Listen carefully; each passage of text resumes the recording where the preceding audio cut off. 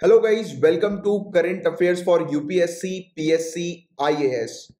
Guys, अगर आप UPSC civil services की तैयारी कर रहे हैं या किसी भी स्टेट सिविल सर्विसेज एग्जामिनेशन की तैयारी कर रहे हैं तो बिल्कुल सही जगह पर आप आए हैं। यहां पर सभी सोर्सेज से न्यूज को कवर किया जाता है, जैसे कि the Hindu, Indian Express, Times of India, Live Mint जैसे जो न्यूज़पेपर्स होते हैं उनकी न्यूज को कवर किया जाता है। पीआईबी की रिपोर्ट्स को डिस्कस करते हैं। राज्यसभा टेलीविजन में जो भी इंपॉर्टेंट डिबेट्स डिस्कशन आती हैं उनको लेक्चर के दौरान कवर किया जाता है। Even EPW, down to earth Yojana जैसी जो मैगजीन्स होती हैं उनके आर्टिकल्स को भी कवर करते हैं। तो आप डेली रेगुलर अगर क्लासेस को अटेंड करेंगे, रिलीजियसली क्लासेस को फॉलो करेंगे तो आपको 100% गारंटी सक्सेस मिलेगी और आपका 100% गारंटी सिलेक्शन होगा। और 100% गारंटी सिलेक्शन का बकायदा प्रूफ दिया जाता है। नीचे डिस्क्रिप्शन पर आपको प्रूफ्स मिल जाएंगे, आप चेक कर सकते हैं कि previous year civil services examination में हमने जो टॉपिक्स कवर कराए थे उन्हीं से रिलेटेड क्वेश्चंस बने हैं। तो फटाफट चैनल को सब्सक्राइब कर लीजिए अगर आपने सब्सक्राइब नहीं किया है तो। इवन हम लोग काफी सारे हाई क्वालिटी जनरल स्टडीज के कोर्सेज भी ऑफर करते हैं। तो आने वाली स्लाइड्स में आपको कोर्सेज की डिटेल्स भी मिल जाएगी और हमारे दूसरे चैनल्स की इंफॉर्मेशन भी आपको प्रोवाइड करा दी जाएगी आने वाले स्लाइड्स में। और गाइज, नीचे डिस्क्रिप्शन पर टेलीग्राम के चैनल की लिंक भी आपको मिल जाएगी, आप उस चैनल को भी ज्वाइन कर सकते हैं। प्लस डिस्कशन ग्रुप भी है जहां पर काफी सारे सिविल सर्विसेज के एस्पिरेंट्स मौजूद हैं जो कि डेली बेसिस पर अपने जो भी डाउट्स वगैरह जो होते हैं उनको डिस्कस करते हैं, तो आप उसको ज्वाइन कर सकते हैं। तो फुल फोकस के साथ स्टार्ट करते हैं करंट अफेयर्स की क्लास को। बट बिफोर दैट ये कुछ कोर्सेज की डिटेल्स और हमारे चैनल्स की डिटेल्स हैं।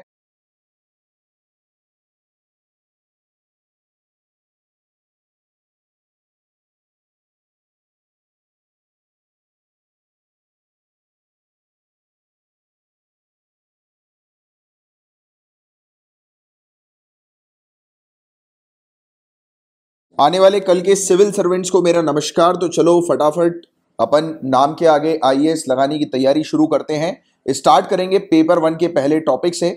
देखिए, यहां पर एक डैम की बात हो रही है। डैम का नाम है दहला डैम, दहला डैम, दहला बांध। तो क्वेश्चन आपसे यह पूछा जाएगा कि ये डैम कहां पर लोकेटेड है। आपको अफगानिस्तान याद रखना है, अफगानिस्तान। और याद रखना है कि अफगानिस्तान का ये दूसरा सबसे बड़ा डैम है, ठीक है, दहला डैम। और हुआ यह था कि अब ये टॉपिक न्यूज में इसलिए था क्योंकि काफी महीनों से चल रही लड़ाई के बाद तालिबान ने इस पर कब्जा कर लिया, इस डैम को कैप्चर कर लिया। दैट्स वाई ये टॉपिक न्यूज में देखने को मिला था। अफगानिस्तान के कांधर प्रोविंस में ये डैम लोकेटेड है। एक और चीज ध्यान में रखना, नदी, क्वेश्चन ये आएगा अरगंडाब नदी जो है वो कहां पर लोकेटेड है। तो आपको पता होना चाहिए अरगंडाब नदी जो है ये लोकेटेड है अफगानिस्तान में। तो ये दो चीजें इंपॉर्टेंट है, डैम की लोकेशन और नदी की लोकेशन, ये चीज ध्यान में रखना, ठीक है। अब गाइस, वीनस को लेकर कुछ नई खोज सामने आई है तो इस पर हम लोग थोड़ी सी चर्चा करने वाले हैं। और आगे बढ़ने से पहले आपको बता दूं गाइस कि एनवायरमेंट, जो कि आप जानते हैं एनवायरमेंट का जो टॉपिक है ये काफी ज्यादा इंपॉर्टेंट है। एनवायरमेंट का सिलेबस, एनवायरमेंट के टॉपिक्स, क्योंकि आपका यूपीएससी प्रीलिम्स एग्जाम और सिविल सर्विसेज का और फॉरेस्ट सर्विसेज का ये एक ही होता है प्रीलिम्स एग्जाम। और फॉरेस्ट सर्विसेज के एस्पिरेंट्स को टेस्ट करने के लिए एनवायरमेंट से रिलेटेड काफी सारे क्वेश्चन जो है वो सिविल सर्विसेज के प्रीलिम्स में होते हैं।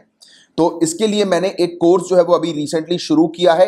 नीचे डिस्क्रिप्शन पर कोर्स की लिंक आपको मिल जाएगी। पूरे एनवायरमेंट की आपकी तैयारी मैं खुद आप करवा रहा हूं, ठीक है। तो उस कोर्स को आप चाहें तो ज्वाइन कर सकते हैं। नीचे डिस्क्रिप्शन पर लिंक है, एक बार चेक कर लीजिएगा। अपना नया चैनल जो है झा सर एकेडमी, उस पर वीडियो जो है वो अपलोड हुआ है, जनरल स्टडीज का जो अपना चैनल है, ठीक है। चलो एनीवेज, अब मैं आपको वापस इस टॉपिक पर लेकर आता हूं। तो वीनस का टॉपिक है। तो वीनस के बारे में आपको याद आ रहा होगा कि ये दूसरी बार है। अभी कुछ दिनों पहले भी वीनस को लेकर एक टॉपिक हम लोग को देखने को मिला था, एक खोज हुई थी। अब ये दूसरी बार वीनस को लेकर एक नई खोज सामने आ रही है। आपको शायद याद आ रहा होगा कि नासा के बारे में हमने डिस्कस किया था कि नासा का एक मिशन है सन की स्टडी करने को लेकर। तो बताओ जरा नीचे मुझे कमेंट बॉक्स पर इसका आंसर लिखकर कि सूर्य की स्टडी करने को लेकर नासा का कौन सा मिशन है। तो वो जो प्रोब था वो वीनस के पास हम लोग को देखने को मिला था। वीनस के पास से गुजरा था तो उसको वीनस के अपर एटमॉस्फेयर में कुछ रेडियो सिग्नल्स मिले थे। तो इसकी इसने जानकारी दी थी इस मिशन ने कि वीनस के पास जो है वो नेचुरल रेडियो सिग्नल्स मौजूद है, राइट। तो ये वाला जो टॉपिक है ये भी रेडियो वेव से ही रिलेटेड है। बट आप कंफ्यूज मत होना, अभी जो खोज हुई है, नई जो डिस्कवरी हुई है, राइट, नई चीजें वीनस से रिलेटेड जो सामने आई हैं वो उससे बिल्कुल अलग है नासा के पार्कर सोलार प्रोब से। आपको शायद याद आ रहा होगा, आपने लिख भी दिया होगा इसका करेक्ट आंसर। ये जो नासा का जो मिशन है उसका नाम है पार्कर सोलार प्रोब। तो पार्कर सोलार प्रोब ने जो है ये डेटा बताया था, यानी कि इंफॉर्मेशन दी थी कि वीनस के पास जो है वो नेचुरल रेडियो सिग्नल्स मौजूद है, यानी कि नेचुरल रेडियो वेव्स वहां पर हैं, राइट। तो वो इंफॉर्मेशन जो है वो उसको मिली थी, तो इसने हमें बताया था। बट अभी जो खोज हुई है ये नासा के दूसरे मिशन के थ्रू खोज हुई है। नासा का एक और मिशन हम लोग को देखने को मिलता है जिसके थ्रू नासा का एंटीना लगा हुआ है मोजावे डेजर्ट में, गोल्ड स्टोन एंटीना जिसे हम लोग बोलते हैं। मोजावे डेजर्ट जो कि कैलिफोर्निया में है, ये वाली चीज भी प्रीलिम्स के लिए ध्यान में रखना। कभी कभी ऐसा आ सकता है कि मोजावे डेजर्ट कहां पर है, तो यूएसए कैलिफोर्निया, आपको थोड़ा सा ध्यान में रखना है, ठीक है। तो इनका जो एंटीना था, इस एंटीना ने वीनस को 21 बार जो है वो वेव्स भेजी थी सन 2006 से लेकर 2020 के पीरियड में, और 21 बार ये वेव्स जो है वो लौटकर टकराकर बाउंस होकर वीनस से टकराकर वापस आई। तो जब वीनस से ये वेव्स टकराकर वापस आ रही थी तो साइंटिस्ट जो है वो स्टडी कर रहे थे इन रेडियो एक्कोस की, और फिर अब उन्हें वीनस प्लैनेट के बारे में कुछ इंफॉर्मेशन मिली है इसी रेडियो वेव्स को स्टडी करके, और वो क्या इंफॉर्मेशन है वो जानते हैं हम लोग। पहली चीज तो वीनस के एक्सिस की बात हुई। एक्सिस जो होता है ना, जैसे कि धरती का एक्सिस हम लोग को देखने को मिलता है जिस पर धरती जो है वो गोल घूमती है, आपको पता होगा, राइट। हमारी धरती का जो एक्सिस है वो टिल्टेड है, राइट, टिल्ट है उसमें। वैसे ही वीनस के एक्सिस में भी टिल्ट है। हमारी धरती का जो एक्सिस है वो 23.5 डिग्री पर उसका टिल्ट हम लोग को देखने को मिलता है। 23.5 डिग्री का झुकाव हम लोग को देखने को मिलता है धरती के एक्सिस का। पता है ना ये वाली बात, आपको पढ़ा होगा, बचपन से पढ़ते आ रहे हो। और वीनस के एक्सिस में जो टिल्ट है वो 2.64 डिग्री का बताया गया है, ठीक है। तो ये एक इंफॉर्मेशन है फैक्चुअल, वो थोड़ा सा ध्यान में रखना। और देखो हमारी धरती जो है वो चक्कर लगाती है, पूरी धरती गोल घूमती है, अपने एक्सिस पर रोटेट करती है, कितनी देर में? 24 घंटे में, है ना। ये वाली बात सभी लोग जानते हो, 24 घंटे में धरती एक चक्कर लगाती है अपना। बट वीनस जो है वो अपना खुद का एक चक्कर जो है वो 243.0226 डेज में लगाती है, धरती अर्थ के डेज में लगाती है। मतलब यानी कि हमारे एक दिन जो होता है वो 24 घंटे का हम लोग को देखने को मिलता है, तो एक दिन पर धरती जो है वो हमारी चक्कर लगाती है। बट वीनस जो है वो अपना खुद का चक्कर लगाती है 243.0226 डेज में। तो देखो एक फैक्चुअल इंफॉर्मेशन, कितने दिन इसको लगते हैं। और आपको पता है कि हमारी धरती जो है वो सूर्य का चक्कर 365 दिन में लगाती है, 365 डेज में लगाती है। वाली चीज भी आपको पता है, एक साल में हमारी धरती जो है वो सूर्य का पूरा चक्कर लगाती है। बट वीनस जो होता है वो सूर्य का पूरा चक्कर लगाता है 225 अर्थ डेज में, यानी कि 225 दिनों में सूर्य का चक्कर। मतलब कि मतलब उसको सूर्य का चक्कर लगाने में जितना समय लगता है और उससे ज्यादा समय उसको अपना खुद का गोल घूमने में लगता है। मतलब कि आप देखो 225 डेज इसको सूर्य का चक्कर लगाने में लग रहे हैं, और एक दिन यानी कि एक पूरा घूमने में, यानी कि हमारी धरती का जो एक दिन होता है जिसमें धरती पूरा घूमती है, गोल घूमती है, वैसे ही वीनस अपने एक्सिस में उसको घूमने में और भी ज्यादा टाइम लगता है, 243 डेज लगते हैं। तो कभी कभी स्टेटमेंट इस प्रकार के आ सकते हैं कि वीनस को ज्यादा समय लगता है, मतलब अपने रोटेशन के कंपैरिजन में वीनस को ज्यादा समय लगता है सूर्य का चक्कर लगाने में। तो क्या ये स्टेटमेंट सही है? नहीं, राइट। सूर्य का चक्कर लगाने में उसको कम दिन लगता है और अपना खुद के एक्सिस में गोल घूमने में उसको ज्यादा समय लगता है, ज्यादा दिन लगता है। तो ये इस प्रकार की भी तैयारी आपको रखनी है, इस प्रकार के कंपैरिजन आपको ध्यान में रखने हैं। और आपके लिए एक टास्क, जितने भी प्लैनेट है सोलार सिस्टम के अंदर, तो आपके लिए टास्क है कि हर एक प्लैनेट जो है उसको अपना एक चक्कर रोटेशन करने में उसको कितना समय लगता है, राइट, कितने अर्थ डेज लगते हैं। हर एक प्लैनेट कि आप इंफॉर्मेशन लिखिएगा नीचे कमेंट बॉक्स पर, और अपने पास भी चार्ट बनाकर रखिएगा, क्योंकि ऐसी चीज अक्सर आ सकती है। और इस प्रकार की जब इंफॉर्मेशन आ रही है तो आपको सिर्फ वीनस प्लैनेट से रिलेटेड ही नहीं जानकारी होनी चाहिए, बल्कि दूसरे प्लैनेट्स की भी इस टाइप की, इस प्रकार के डेटा की जानकारी होनी चाहिए, राइट। क्योंकि सब लोग जो है वो वीनस के बारे में पढ़ चुके होंगे, बट यूपीएससी है, राइट, वो उछालती है, वो दूसरी चीज आपसे पूछ लेगी, दूसरे प्लैनेट का की इंफॉर्मेशन पूछ लेगी, कंपैरिजन पूछ लेगी, चूज द करेक्ट पेयर वाले क्वेश्चन दे देगी, या मैच द फॉलोइंग वाले ऐसे क्वेश्चन दे देगी। तो आप प्रिपेयर करके चलो इस चीज को, और ये आपके तो सिलेबस में ही है, तो आज ही पढ़ लेना। और दूसरी चीज, सूर्य का चक्कर लगाने में, एक पूरा कंप्लीट चक्कर लगाने में उसको कितना समय लगता है, कितने दिन लगते हैं, हर एक प्लैनेट की इंफॉर्मेशन आप नीचे कमेंट बॉक्स पर भी लिखकर बता सकते हैं। और अपने पास तो एक चार्ट बनाकर जरूर रख लीजिएगा अपने दीवार पे, और उसको रोज देखिएगा जिससे कि याद हो जाए आपको, ठीक है। एनसीईआरटी में वो चार्ट आपको मिल जाएंगे बने बनाए। अब देखो वीनस जो प्लैनेट है उसका जो कोर है, जैसे धरती का भी कोर जो होता है, तो उसके कोर का जो डायमीटर है वो लगभग 7000 किलोमीटर का हम लोग को देखने को मिलता है। आप बताओ मुझे नीचे कमेंट बॉक्स पर लिखकर, धरती का जो डायमीटर तो समझते हो ना, ये बीच सेंटर पॉइंट हो गया ये सर्कल का, ये जो होता है वो रेडियस होता है, और रेडियस का डबल ये पूरा डायमीटर होता है। पता है ना, ये वाली चीज तो मैथ्स में पढ़ी होगी आप लोगों ने। तो धरती का डायमीटर कितना है ये बताइए, और वीनस का डायमीटर यहां पर बताया गया है 7000 किलोमीटर का देखने को मिल रहा है। अब देखो वीनस के बारे में यहां पर बात हो रही है, और वीनस प्लैनेट के बारे में लगातार 2 बार टॉपिक न्यूज में आ चुका है। तो मैं चाहूंगा कि अपन वीनस के बारे में पढ़ें कहां से, नासा की ही ऑफिशियल वेबसाइट से। मैं आपको लेकर आया हूं नासा की वेबसाइट जिसका नाम है spaceplace.nasa.gov। ठीक है, इस वेबसाइट पर मैं आपको लेकर आया हूं नासा की। ठीक है, वीनस के बारे में हम लोग थोड़ा सा पढ़ते हैं। वीनस जो है वो हालांकि सन से नजदीक नहीं है। ठीक है, बोला जाता है कि सन के नजदीक वीनस नहीं आता, बट फिर भी वो बहुत गर्म होता है, बहुत गर्म होता है वीनस, सन से दूर होने के बावजूद। उसमें एक बहुत थिक एटमॉस्फेयर होता है, यानी कि एटमॉस्फेयर की उसकी परत जो होती है वो काफी थिक होती है, क्योंकि वहां पर काफी ज्यादा कार्बन डाइऑक्साइड और क्लाउड हम लोग को देखने को मिलते हैं, जो कि सल्फ्यूरिक एसिड के वहां पर मौजूद रहते हैं। और ये सब गैस जो होती हैं वो क्या करती है, हीट को ट्रैप कर लेती है। आज की रेट में हम लोग क्या बोल रहे हैं कि धरती के ऊपर कार्बन डाइऑक्साइड की लेयर जमती जा रही है, CO2 के एमिशन को कम करो, राइट। क्यों बोल रहे हैं हम लोग CO2 के एमिशन को कम करो, क्योंकि टेम्परेचर लेवल जो है वो इंक्रीज हो गया है। ये बात फैक्ट है ना। वैसे ही बहुत सारा कार्बन डाइऑक्साइड और सल्फ्यूरिक एसिड के बादल जो है वो छाए हुए रहते हैं, यानी कि ये ग्रीन हाउस गैसेस जो है वो छाई हुई रहती हैं वहां पर वीनस के ऊपर। यही कारण है कि वीनस इतना गर्म है। तो क्वेश्चन अगर ऐसा कुछ आ जाए कि वीनस के गर्म होने के कारण क्या है, वीनस तो बल्कि सूर्य से काफी दूर है, वो इतना गर्म नहीं होना चाहिए, बट फिर भी वो क्यों गर्म है इतना ज्यादा, राइट। तो उसकी वजह है ग्रीन हाउस गैस। तो ये चीज आपको ध्यान में रखनी है। गैस जो है वो हीट को ट्रैप करके रखती है और वीनस को गर्म रखती है काफी ज्यादा। इनफैक्ट इतना गर्म होता है वीनस की लेड जैसा मेटल जो है वो पिघल जाता है, लेड जैसा मेटल, राइट। और वीनस जो है वो काफी एक्टिव प्लैनेट की तरह लगता है। इसमें हम लोग को माउंटेन्स, वॉल्केनोज तक देखने को मिलते हैं। तो क्या वीनस में वॉल्केनो है? हाँ है। वीनस बिल्कुल साइज के मामले में धरती के बराबर ही है, राइट। और थोड़ा बहुत बड़ा हुआ तो हुआ, बट बाकी बराबर ही हम लोग को देखने को मिलता है, हल्का फुल्का साइज में बड़ा है। और देखो एक फैक्ट और आप जानो इसके बारे में। देखो हमारी धरती का जो रोटेशन होता है वो वेस्ट टू ईस्ट होता है या ईस्ट टू वेस्ट होता है? बताओ नीचे कमेंट बॉक्स पे लिखकर, वेस्ट टू ईस्ट।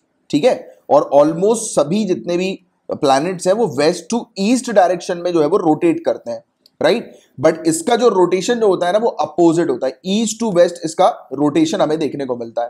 ठीक है, और इसका रोटेशन काफी स्लो होता है, जिसके बारे में मैंने आपको ऑलरेडी पूरा डेटा दे दिया। अभी थोड़ी देर पहले हम लोगों ने बात करी थी रोटेशन के बारे में, और इसको सूर्य के चक्कर लगाने के बारे में हमने ऑलरेडी डिस्कस कर लिया था। इसके डे और ईयर जो होते हैं वो काफी बिल्कुल सिमिलर ही होते हैं। एक दिन जो है वो एक साल के इसका बराबर ही होता है, एक प्रकार से, जैसा हमने अभी बात करी थी। और देखो हमारे यहाँ एक दिन में सूर्य जो है वो राइज होता है, एक दिन में सूर्य उदय होता है और अस्त होता है, राइट, एक ही दिन में, राइट। हमें ये चीज देखने को मिलती है। बट वीनस के अंदर सूर्य उदय होता है हर 170वें दिन में, 117 दिन में हर, राइट। अब मैंने आपको बताया था कि 243 डेज में ये पूरा एक चक्कर मारता है, बट हमारी धरती पूरा एक 24 आवर्स जो होते हैं, हमारी धरती के पूरा एक चक्कर जो मारती है वो कितने, एक दिन में ही पूरा चक्कर होता है, और एक दिन में ही हम लोग को सनराइज सनसेट देखने को मिलता है। बट क्या होता है यहां पर थोड़ी साइकिल डिफरेंट है। यहां पर एक पूरे रोटेशन में ये 2 बार सनराइज करवाता है, एक पूरे रोटेशन में। ठीक है, इसका मतलब है कि सनराइज जो होता है वो 2 बार होता है हर साल, राइट, वीनस के अंदर, राइट। सनराइज 2 बार ही होगा पूरे साल में। अगर क्वेश्चन आ रहा है कि सनराइज वीनस में कितनी बार होता है, तो 2 बार होता है। ये वाली चीज भी आपको थोड़ी सी ध्यान में रखनी है। इवन दिन उसमें सेम ही होगा, बट सूर्य उदय जो होगा वो 2 बार होगा, क्योंकि बहुत धीरे धीरे ये रोटेट करता है ना, तो इसलिए सूर्य उदय जो है वो उसमें 2 बार हम लोग को देखने को मिलता है, 2 बार होता है, राइट। एक साल में, सिर्फ एक साल में 2 बार होता है, राइट। ये चीज आपको ध्यान में रखनी है। और वीनस जो है वो उल्टे डायरेक्शन में, बैकवर्ड डायरेक्शन में मूव करता है, और सनराइज जो होती है वो वहां पर वेस्ट में होती है और ईस्ट में सेट होता है। हमारे यहाँ सूर्य उदय जो होता है वो ईस्ट में होता है और अस्त जो होता है वेस्ट में होता है। यहाँ पर उल्टा है, क्योंकि उल्टी घूमती है ये, राइट। हमारी धरती जो है वो वेस्ट टू ईस्ट घूमती है और दूसरे बहुत सारे प्लैनेट्स वेस्ट टू ईस्ट घूमते हैं, बट ये ईस्ट टू वेस्ट घूमता है। तो ये वाली चीज भी आप थोड़ी सी ध्यान में रखिएगा, बैकवर्ड रोटेट करता है ये। और इसके अलावा सिर्फ और सिर्फ मरकुरी और वीनस, ये 2 ऐसे प्लैनेट्स हैं जिनके पास मून नहीं है, चांद नहीं है कोई भी, राइट। और बहुत गर्म होता है ये। इसके अगर हम लोग बात करें तो वीनस को हॉटेस्ट प्लैनेट कहा जाता है अपने सोलार सिस्टम के अंदर, तो ये वाला पॉइंट भी ध्यान में रखना। टेरिस्टेरियल प्लैनेट है ये, यानी कि वहां पर कोई आपको नदियां वगैरह नहीं देखने को मिलेगी, पानी तो है ही नहीं, ऑब्वियस सी बात है, राइट। छोटा और रॉकी इसमें हम लोग को देखने को मिलते हैं, स्मॉल और रॉकी है ये। वीनस के अंदर थिक एटमॉस्फेयर है, जिसके बारे में आपको बताया दिया, वही एक वजह है कि ये इतना ज्यादा हीट रहता है इसमें। इसमें वॉल्केनोज भी हैं। स्पिन जो है वो धरती के अपोजिट रोटेट करता है, मतलब कि अपोजिट डायरेक्शन में इसका रोटेशन हम लोग को देखने को मिलता है। टाइम और डे के बारे में मैंने आपको बता ही दिया इसके, राइट। और इसके अलावा वीनस के नेबर की अगर हम लोग बात करें तो इसके पास कोई भी मून नहीं है, ये चीज आपको ध्यान में रखना। वीनस सेकंड प्लैनेट है सन से, मरकुरी के बाद वीनस आता है। इसका मतलब यह है कि मरकुरी और अर्थ जो है वो वीनस के नेबरिंग प्लैनेट्स हम लोग को देखने को मिलते हैं। वीनस की हिस्ट्री के बारे में भी जान लो, तो कि इसमें बताया गया कि नासा की वेबसाइट पे कि एंशिएंट समय से वीनस की जानकारी है लोगों को, एंशिएंट टाइम से, बिना किसी टेलीस्कोप की मदद से। और वीनस में काफी सारे स्पेसक्राफ्ट भी जो है वो गए हैं, यानी कि उसकी स्टडी करने के लिए। Mariner 2, Mariner 5, Mariner 10, Pioneer Venus 1, Pioneer Venus 2, और एक ऑर्बिटर है जो इसने ऑर्बिट लगाया यानी कि चक्कर लगाया, वो है मैगेलन। ठीक है, तो ये सब चीज आपको ध्यान में रखना है। इस प्रकार से वीनस दिखता है, उसके बारे में भी आपको थोड़ी सी इंफॉर्मेशन पता होनी चाहिए, राइट। तो ये था पूरा ओवरऑल टॉपिक, जिसका आपको एक जनरल वीनस से रिलेटेड आइडिया होना चाहिए। एक फैक्ट बस मैं आपको और ये बताना चाहता हूं कि वीनस और यूरेनस पूरे सोलार सिस्टम में सिर्फ यही दो प्लैनेट ऐसे हैं जो कि बैकवर्ड रोटेशन में मूव करते हैं। जैसे कि धरती वेस्ट टू ईस्ट मूव करती है, सिर्फ ये दो प्लैनेट्स ऐसे हैं जो कि ईस्ट टू वेस्ट मूव करते हैं। ये चीज आपको ध्यान में रखनी है, वीनस और यूरेनस। ठीक है, क्लियर है आपको यहां तक बातें? तो ये इंपॉर्टेंट फैक्ट्स के बारे में मैंने आपको बताया काफी डिटेल में, जिसकी आपको एक जानकारी होनी चाहिए। पेपर 2 के टॉपिक्स से कवर कर रहे हैं हम लोग। फेसबुक का एक ओवरसाइट बोर्ड, एक निगरानी बोर्ड हम लोग को देखने को मिल रहा है, जिसकी हम लोग चर्चा करने वाले हैं। ओवरसाइट बोर्ड, ये निगरानी बोर्ड, इसको सेटअप किया है, इसकी स्थापना करी है एक इंडिपेंडेंट बॉडी की तरह, जो कि मदद करेगी फेसबुक को ये फिगर आउट करने में कि किस कंटेंट को अलाउ करना चाहिए फेसबुक पर और किसको हटाना चाहिए, यानी कि किस टाइप के कंटेंट जो होंगे वो फेसबुक पर अलाउ किए जाएंगे, राइट, और किस टाइप के कंटेंट को हटाना है, रिमूव करना है, राइट। और फेसबुक जो है और उसके यूजर जो है वो इस बोर्ड को मामले रिफर कर सकते हैं। मतलब कि अगर कोई भी कंटेंट से रिलेटेड अगर कोई भी शिकायत करनी है किसी यूजर को, तो अब इस बोर्ड को वो शिकायत फॉरवर्ड कर सकते हैं। और जो भी डिसीजन ये बोर्ड देगा वो डिसीजन बाइंडिंग होगा फेसबुक में, यानी कि फेसबुक को उस डिसीजन को मानना पड़ेगा। हालांकि इस बोर्ड की अनाउंसमेंट ऑलरेडी 2018 में कर दी गई थी और ऑफिशियली इसकी शुरुआत अक्टूबर 22 2020 से कर दी गई है। ठीक है, इस बोर्ड के बारे में। और ये इंश्योर करने के लिए कि ये बोर्ड जो है वो इंडिपेंडेंट तरीके से काम करे, तो फेसबुक ने इसके लिए इररिवोकेबल ट्रस्ट, यानी कि ये ट्रस्ट ऐसा बनाया 130 मिलियन यूएस डॉलर का इनिशियल फंडिंग के साथ, कि इस ट्रस्ट को जो है वो बंद नहीं किया जा सकता।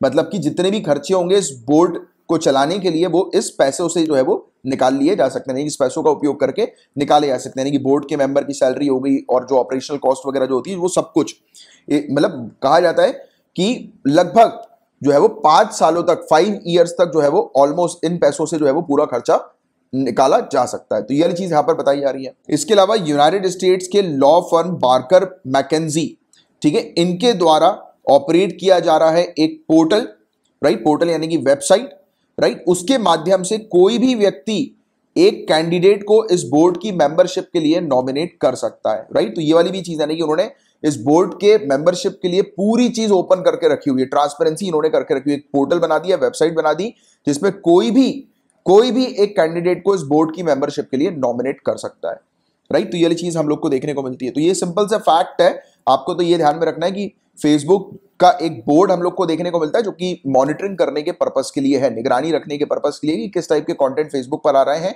और किस टाइप के कंटेंट को अलाउ करना चाहिए या हटाना चाहिए, राइट, रिमूव करना चाहिए।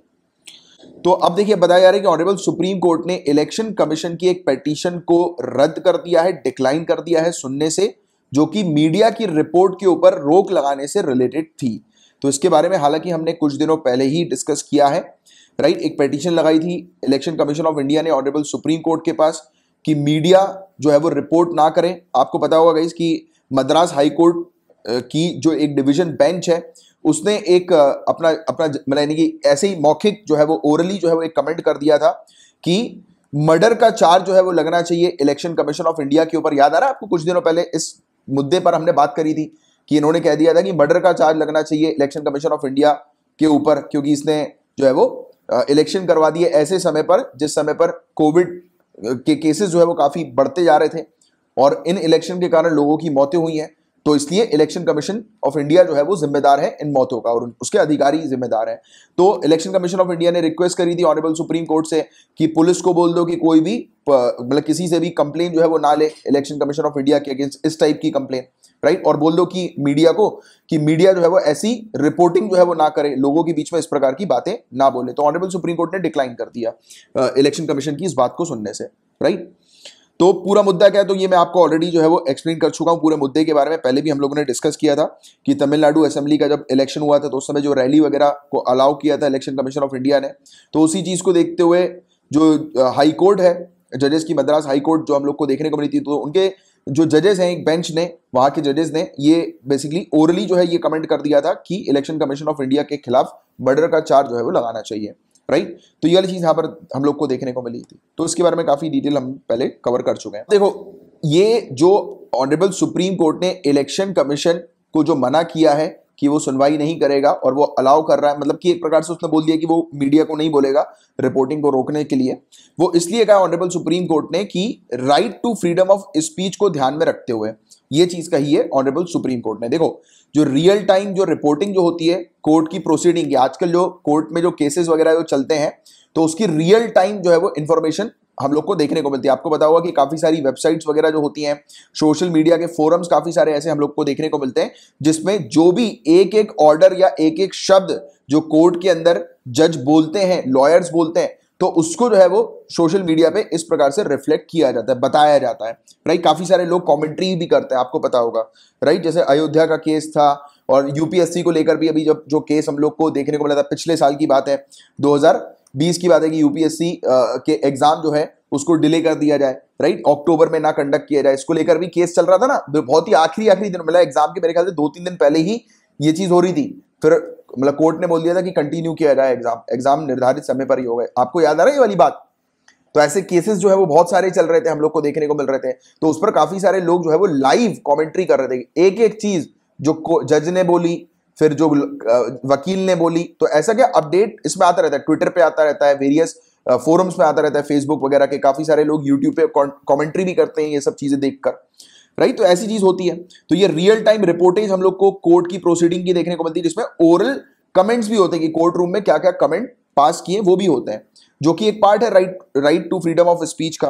और टेक्नोलॉजी की मदद से ये सब रिपोर्टिंग जो है वो सोशल मीडिया फोरम्स के थ्रू जो है वो दिखाई जाती है, रियल टाइम अपडेट जो है वो वाइडर ऑडियंस को प्रोवाइड की जाती है, राइट। तो ये एक्सटेंशन हो जाता है फ्रीडम ऑफ स्पीच और एक्सप्रेशन का, जो कि मीडिया के हाथ में, मीडिया जो है वो लोगों तक ये वाली बात बता रही है, राइट। हर एक मतलब लोगों को एग्जैक्ट रियल टाइम बेसिस पर इंफॉर्मेशन प्रोवाइड करा रही है कि हुआ क्या है। तो ये वर्चुअल एक्सटेंशन है ओपन कोर्ट का, राइट। इस प्रकार का एक्सटेंशन ही हम लोग को ओपन कोर्ट का देखने को मिलता है।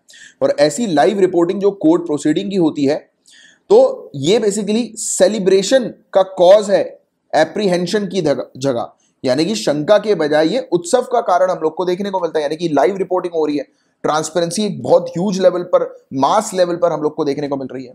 बट कुछ कुछ केसेस जो होते हैं जिसमें इस प्रकार की लाइव रिपोर्टिंग नहीं होती है, जैसे कि चाइल्ड सेक्सुअल अब्यूज का केस, या हम लोग को किसी प्रकार का वैवाहिक मुद्दे जो देखने को मिलते हैं, मैरिटल इश्यूज जो हम लोग को देखने को मिलते हैं, राइट। तो इस चीज में बेसिकली कहा जाता है कि कोर्ट प्रोसीडिंग जो होती है वो लाइव नहीं होती है, या उसकी रिपोर्टिंग जो है वो ऑनलाइन नहीं करवाई जाती, क्योंकि ये पर्सनल टाइप का मामला थोड़ा सा हो जाता है, एक व्यक्तिगत टाइप का मामला हो जाता है, जिसमें अलाउ नहीं किया जाता कि इस प्रकार की जो केस है वो बिल्कुल ओपन हो जाए, यानी कि इस प्रकार से हर एक चीज जो है वो उसकी ओपनली जो है वो कंडक्ट की जाए, राइट। कोर्ट ने कहा है कि ओरल ऑब्जर्वेशन जब भी हियरिंग सुनवाई के दौरान दिए जाते हैं तो वो पार्टी के लिए बाइंडिंग नहीं होते, ना ही वो जजमेंट का पार्ट होते हैं। जैसे कि बातचीत जब होती है ना, डिस्कशन होता है वेरियस चीजों का कोर्ट रूम के अंदर, राइट। लॉयर बोलते हैं कुछ चीज, जज कुछ चीज बोलते हैं, डिस्कशन होता है एक प्रकार का, राइट। तो वो सब जो चीजें होती है वो जजमेंट में रिकॉर्ड नहीं होती, ऑर्डर में रिकॉर्ड नहीं होती, बट हाँ वो सब जो चीजें होती है वो बेसिकली आ तो जाती हैं, राइट, बाहर मीडिया में। तो इसी चीज पर हम लोग को देखने को मिलता है कि लोग जो है वो फिर मुद्दे भी उठा लेते हैं कई बार, जैसे कि भी इलेक्शन कमीशन ऑफ इंडिया को लेकर चीज आई तो ईसीआई जो है वो परेशान हो गई है कि अरे यार लोग जो है वो ईसीआई पर फिर भरोसा नहीं करेंगे इस टाइप के कमेंट्स को देख देख कर बार बार। और इस प्रकार के जो विचार जो होते हैं ना, यानी कि व्यूज वगैरह जो एक्सचेंज होते हैं डिस्कशन वगैरह जो होता है वो तो एक नेचुरल प्रोसेस हम लोग को देखने को मिलती है। और जजिंग की ये एक प्रकार की प्रोसेस होती है, जज करने की प्रोसेस होती है, बातचीत करके जज करते हैं जज की किस टाइप की घटना हुई, तो और थोड़ी सी बात करके जज करते हैं कि कौन सही है कौन गलत है, न्याय प्रोवाइड कराने के लिए। तो ये बेसिकली एक प्रकार की प्रोसेस है। और मद्रास हाईकोर्ट द्वारा की गई टिप्पणी की प्रकृति पर, यानी कि जो इन्होंने टिप्पणी करी थी इस प्रकार की, तो उस पर ऑनरेबल सुप्रीम कोर्ट ने कहा है कि कुछ सतर्कता और सावधानी से आज की सिचुएशन में उभरती हुई समस्याओं को दूर किया जा सकता है।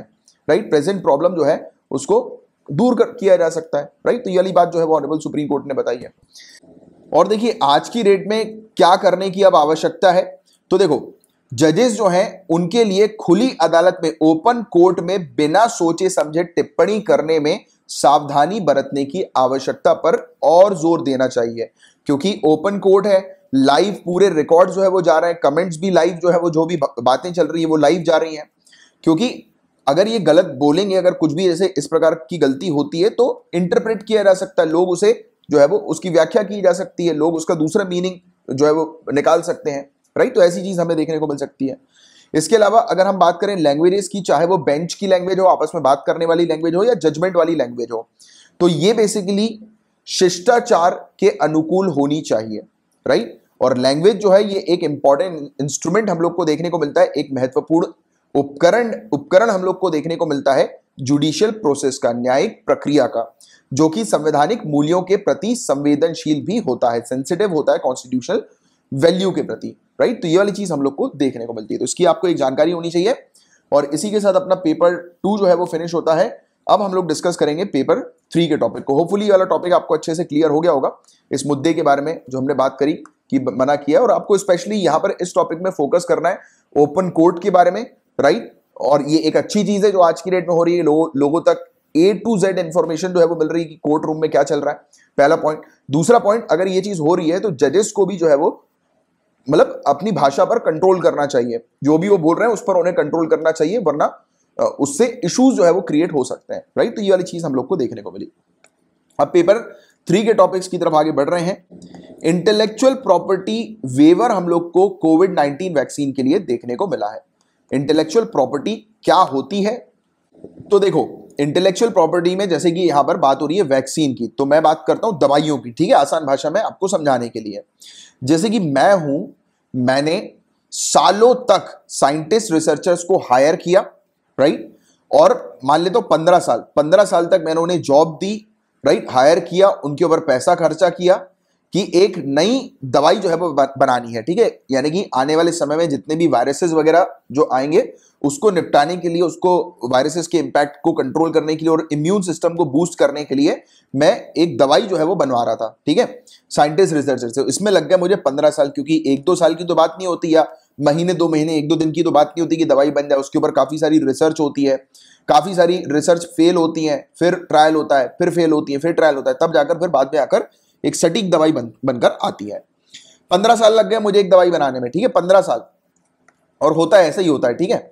अब मुझे क्या चाहिए यार, अब मेरी दवाई बनकर आ गई है, अब मुझे ये चाहिए सिक्योरिटी कि मेरी इस दवाई को कोई और बेचे ना, मतलब कि कोई और बनाकर मेरी दवाई के कंपोनेंट को कॉपी पेस्ट करके कि कोई और कंपनी उसको बेचना शुरू ना कर दे, नहीं तो फिर मैंने जो 15 साल तक जो इन्वेस्टमेंट किया था वो तो पानी पानी हो जाएगा। और अगर इस प्रकार की सिक्योरिटी नहीं प्रोवाइड की जाएगी किसको, रिसर्चर्स को, राइट, एंटरप्राइजेस को, इनोवेटर्स को, तो ऑब्वियस ही बात है नए इनोवेशन होंगे नहीं। लोग सोचेंगे ना कि अरे यार फालतू में इतना पैसा लगा के इनोवेशन करेंगे, दूसरी कंपनी आके कॉपी करके ले जाएगी, क्या मतलब है ना। तो ये वाली चीज होती है इंटेलेक्चुअल प्रॉपर्टी, यानी कि एक व्यक्ति की खुद की प्रॉपर्टी, उसका खुद का इनोवेशन, उसका खुद का डिजाइन। जैसे कि म्यूजिक में भी वाली चीज होती है, मेरा छोटा भाई म्यूजिक प्रोड्यूसर है, राइट, तो म्यूजिक वगैरह जब वो प्रोड्यूस करता है अपने, तो उसका वो कॉपीराइट जो है वो ले लेता है, राइट, जैसे कि यानी कि रजिस्टर करा देता है, जिससे कि उसके म्यूजिक को कोई और अगर सेल करेगा तो वो उसके खिलाफ कार्रवाई कर सकता है या बिना परमिशन के उसका यूज करेगा। इवन उसने अपना ट्रेडमार्क भी करा रखा है। ट्रेडमार्क जो होता है वो नाम के लिए होता है, उसका जो ब्रांड नेम है वो एपिक सेंसेशन है, और इस नाम को कोई भी यूज नहीं कर सकता। अगर कोई यूज करेगा तो वो उसके खिलाफ कार्रवाई कर देगा, क्योंकि उसका ट्रेडमार्क रजिस्टर्ड है, उसने ये सब चीजें करा रखी है, मतलब कि उसने अपनी इंटेलेक्चुअल प्रॉपर्टी को सिक्योर करके रखा है। अब मैं जो ये 15 साल से दवाई बनवा रहा हूं और इसका अगर मैं इंटेलेक्चुअल प्रॉपर्टी नहीं रजिस्टर कराऊंगा तो ऑब्वियस सी बात है कि कोई भी दूसरा व्यक्ति जो है वो उसी सेम कंपोनेंट का यूज करके, जिसका मैंने यूज किया, क्योंकि दवाइयों पे आप पूरा कंपोनेंट देख सकते हैं, लिखा रहता है, सामने वाला व्यक्ति उसी कंपोनेंट को चुराकर 2 साइंटिस्ट को बिठाकर तुरंत दवाई बनवा लेगा और फिर उसको सेल आउट करना शुरू करेगा। यानी कि मैंने जो पिछले 15 साल तक खर्चा किया, इन्वेस्टमेंट किया, मेहनत की, वो पूरी फेल हो जाएगी, सामने वाला बंदा जो है वो मावा खा के निकल जाएगा, राइट, लड्डू सामने वाले बंदे को मिल जाएगा। तो ऐसे में तो ये तो गड़बड़ वाली बात है। तो अब आप समझ गए होंगे इंटेलेक्चुअल प्रॉपर्टी की इंपॉर्टेंस क्या और इंटेलेक्चुअल प्रॉपर्टी होती क्या है, राइट। तो ये चीज आप समझ गए। तो अभी क्या हो रहा है, इंटेलेक्चुअल प्रॉपर्टी के वेवर की बात करें तो नाम से, टॉपिक से समझ में आ रहा है कि आज की डेट में जिन कंपनीज के पास राइट्स हैं, राइट, कोरोना वायरस की वैक्सीन को बनाने के, जिन जो रजिस्टर्ड है, तो इमरजेंसी सिचुएशन को देखते हुए वो इंटेलेक्चुअल प्रॉपर्टी को वेव कर दिया है। मतलब कि कोई भी जो है वो वैक्सीन बनाने के लिए सामने आ सकता है, कोई भी इंटरप्राइज आ सकती है और वो शुरू कर सकती है इन्वेस्टमेंट करके वैक्सीन बनाना, वैक्सीन का प्रोडक्शन करना। तो यूनाइटेड स्टेट्स ने अनाउंस कर दिया है कि इंटेलेक्चुअल प्रॉपर्टी को वेव कर रहे हैं ये कोविड-19 वैक्सीन के लिए, राइट। और इन्होंने कहा है कि एक्स्ट्रा ऑर्डिनरी सर्कमस्टेंसेज में ये चीज की जा रही है, एक्स्ट्रा ऑर्डिनरी मेजर के लिए, ठीक है, असाधारण परिस्थितियों के लिए असाधारण उपाय के तौर पर इसको किया जा रहा है, राइट। क्योंकि कोविड-19 टीकों के हेतु जो इंटेलेक्चुअल प्रॉपर्टी का जो संरक्षण है, तो उसके कारण से काफी सारी दूसरी कंपनीज को प्रॉब्लम जा रही थी, राइट, वैक्सीन बनाने में, वैक्सीन प्रोड्यूस करने में। तो इसलिए उन्होंने इसको ओपन कर दिया, राइट, वेव कर दिया, right. America world trade organisation में हम लोग को टेक्स्ट बेस्ड नेगोशिएशन जो देखने को मिलता है, तो उसका अनुसरण करेगा, यानी कि उसको परस्यू करेगा इस चीज के लिए, इस वेवर के लिए। तो ये वाली बात यहां पर बताई गई है, तो इस पर भी हम लोग बात करेंगे। तो टेक्स्ट बेस्ड नेगोशिएशन क्या होता है, राइट, पाठ्य आधारित समझौते क्या होते हैं।